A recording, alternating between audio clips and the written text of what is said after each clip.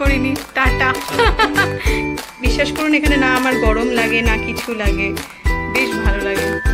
তো এক্ষুনি অভিজিৎকে ওটাই বলছিলাম যে আমার পিজি লাইফটা কত ভালো ছিল, আমার লাইফস্টাইলটা। আমরা বন্ধু বান্ধব সব একসাথে থাকতাম। Welcome back to my channel Debjani story.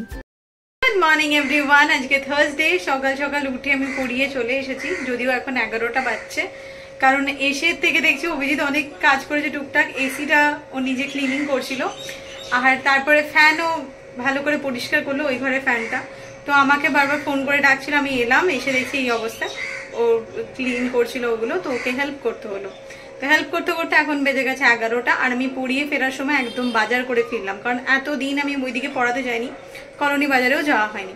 তো মাছ মাংস ওই জন্য সেভাবে কিছুই আনা হচ্ছিল না। তো আজকে একটু মাংস এনেছি, কারণ মাছের বাজারে তখন প্রায় 10:30 বাজছে, তখন আমি কি ভালো মাছ পাবো।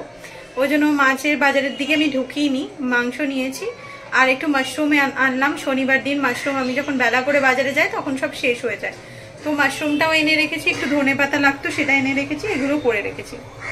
ওগুলো ধুয়ে পরিষ্কার করে রাখি, ওকে এতক্ষণ হেল্প করছিলাম। আর তারপরে আজকে আবার বৃহস্পতিবারের পুজো আছে, এই আছে ওই আছে, তো ওইগুলো আগে এইগুলো ধুয়ে পরিষ্কার করে নিই। তারপরে ওকে, ও আবার এখন নিজে অফিসের কাজ নিয়ে বসলো। তারপরে ও ঘরে বিছানাগুলো একদম পরিষ্কার করে দেবে, কারণ ময়লা টয়লা পড়েছে না, সব চাদর টাদর সব চেঞ্জ করে দেবে আজকে। এগুলো ও করবে আর আমি এগুলো ক্লিন করব। এখানে দেখছি সুন্দর করে বিছানার চাদর, বালিশের কভার সবকিছু চেঞ্জ করেছে, এসি পাখা সমস্ত ভালোভাবে পরিষ্কারও হয়ে গেছে। আর ওইদিকে আমি রান্নাঘরে সমস্ত যা কিছু ধুয়ে রাখার ছিল সব ধুয়ে পরিষ্কার করে দিয়েছি।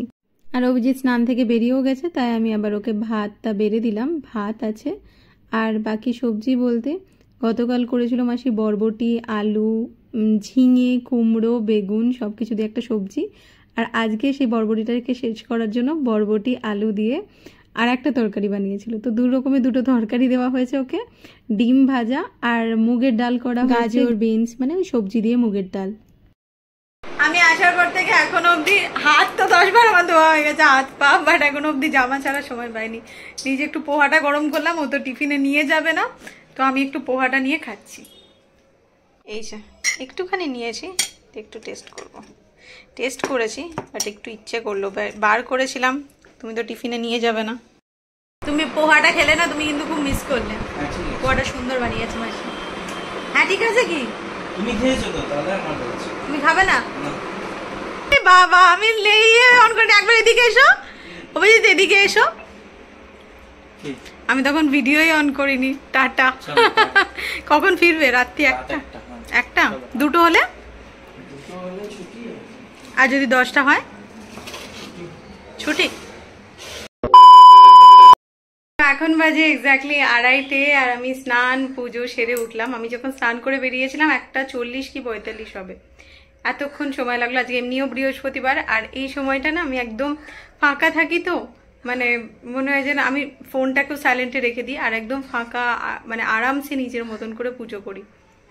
মানে ফোনটাকেও আমি সাইলেন্টে রেখে দিই, যাতে আমার কোনো ডিস্টারবেন্স, মানে কেউ ফোন করলো আবার উঠে বেরোলাম বা কিছু, এই সময়টা ওই জায়গাটা বসে থাকলে না এমনি মনটা ভালো হয়ে যায় ঠাকুরের সামনে। আর কিছুই না, জাস্ট আমার এমনি বসে থাকতে ভালো লাগে। এখানে দেখাচ্ছি আপনাদের, এই ঘরে আমি পাখাটা চালিয়ে রাখি, বাট বিশ্বাস করুন এখানে না আমার গরম লাগে না কিছু লাগে, বেশ ভালো লাগে। খুব গরমে আমি কি করতাম, এই ওই দিকের জানলাটা বন্ধ করে দিয়ে এদিকে জানলা দরজা সব খুলে দিয়ে এসি চালিয়ে দিতাম, যাতে মানে আমি যেটুকু টাইম পুজো করছি সেটুকু আমি শান্তি মনে পুজো করতে পারি, সাথে যেটুকু টাইম ঠাকুর একটু এসির হাওয়াটা পাচ্ছে। আমি তো দুপুরবেলাটাও মাঝে মধ্যে খুলেই রাখতাম, কারণ দুপুরবেলাটা সবচেয়ে বেশি গরম থাকে, আর আমিও এসিতে আছি তো ঠাকুরও এসিতে থাকে, এরকম মনে হতো।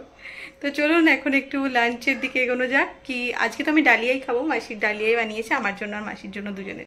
অভিজিৎ তো কাজে বেরিয়েছিল 12টা 15 বা এরকম কিছু টাইমে। আমি তারপরে বসে পুরো গতকালের ব্লগ এডিট করে, থাম্বনেল রেডি করে সব কিছু করে আপলোডে বসিয়ে দিয়েছিলাম, কারণ সকাল থেকে উঠে সময় পাইনি না। পড়িয়ে আসার পরে টুকটাক কাজে ব্যস্ত ছিলাম দুজনেই। তারপরে ভিডিও বসিয়ে তারপরে ফোনটা চার্জে দিয়ে আমি চলে গেছিলাম স্নান করে, তারপরে পুজো করে এই এলাম রান্নাঘরে। এই যে আমি নিয়েছি ডালিয়া, 2 রকমের তরকারি, ডিম ভাজা আর স্যালাড।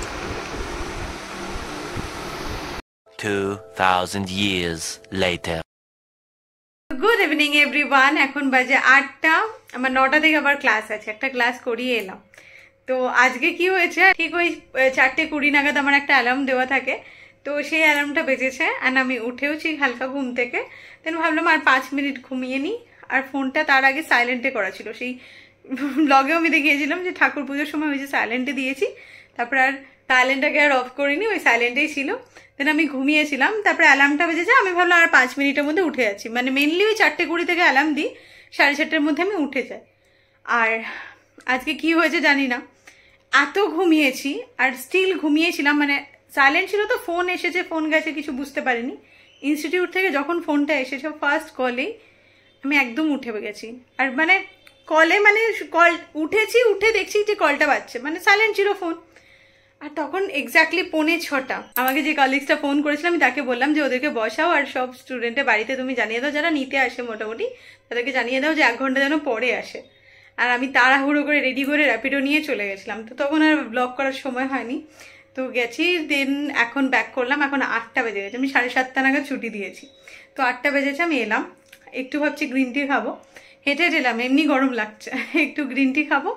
দেন 9:45 মধ্যে আমি ঝটপট ডিনার করে নেবো, কারণ 9টা থেকে আবার একটা ক্লাস, 9টা থেকে আবার 10:30 অবধি ক্লাস আছে আজকে। এই যে গ্রিন টি আমার রেডি।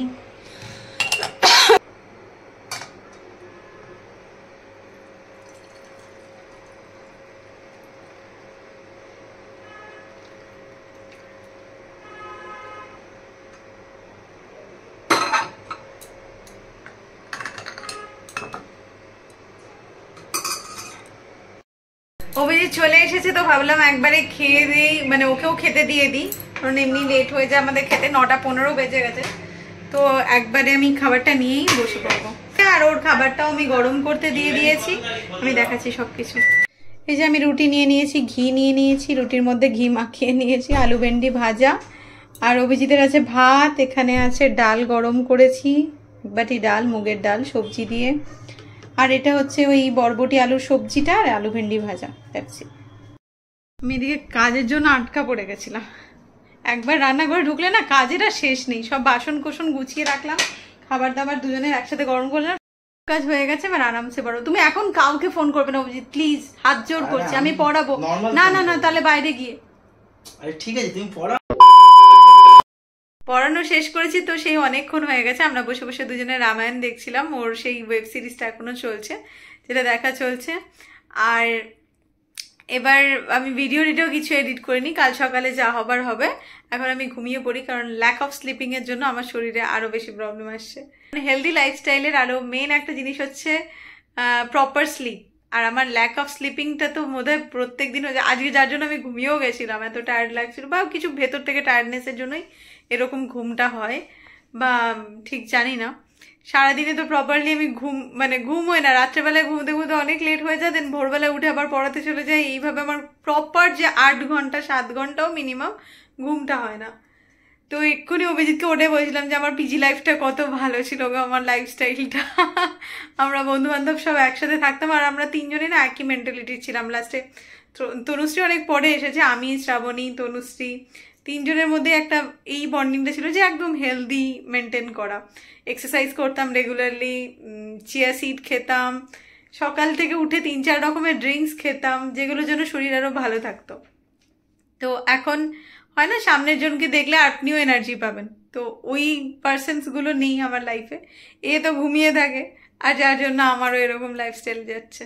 তো চলুন, আজকের ব্লগটা এটুকুই থাকলো। যদি কিছু ভালো লেগে থাকে তো please to like, comment, share and subscribe my channel Debjani story.